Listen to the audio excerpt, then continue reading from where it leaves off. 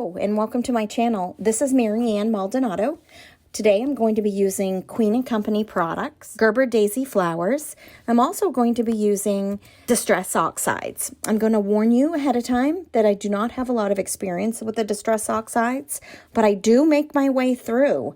I started lightly putting down each rainbow color in order, thinking I was going to have a small hue behind each flower. And then as I got to the end and got to the purple, I decided that I wanted a much heavier hand with the Distress Oxides. So I cover the whole entire panel with solid color.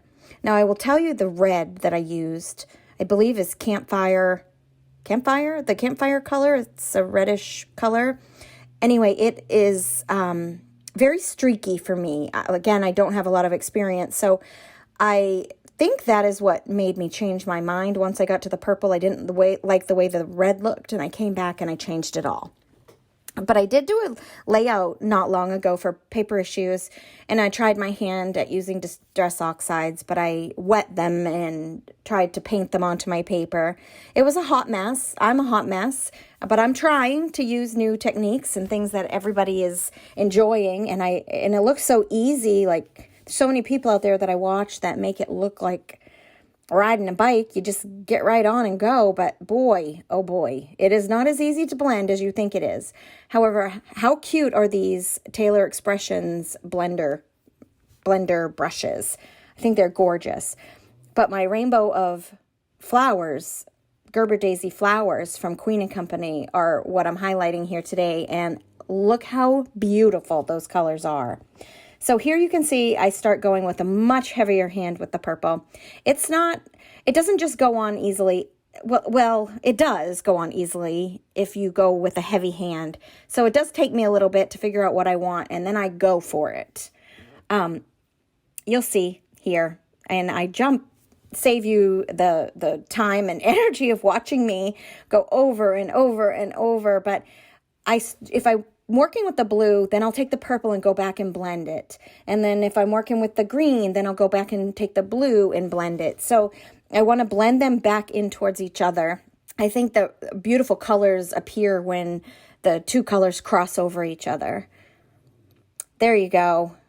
You're welcome. I didn't want you to have to watch that whole nightmare, but it is gorgeous towards the end. And you can see right there in the red, it is still a little thicker than what I would like, but it's still beautiful.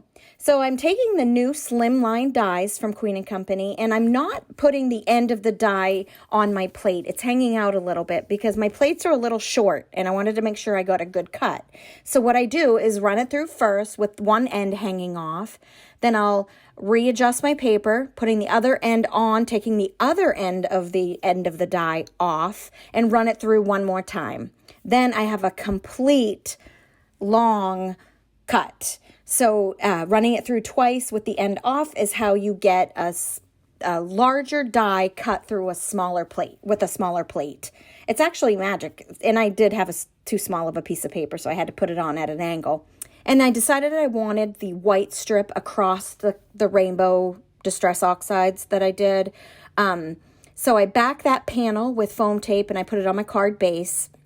I do clean my mat. Don't panic. I do clean my mat before I put the white back on top of it. But I added foam tape behind the white and applied it.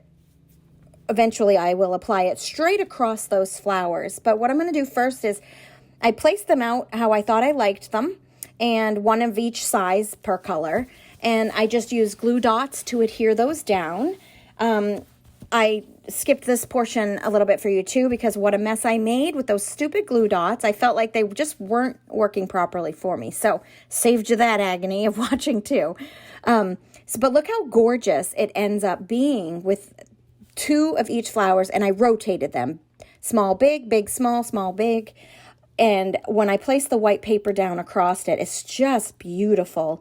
And the color of the Oxide inks behind it just really make it pop. And who doesn't love a rainbow? If you look all over Paper Crafters pages right now, rainbows are everything, and they are a lot of fun.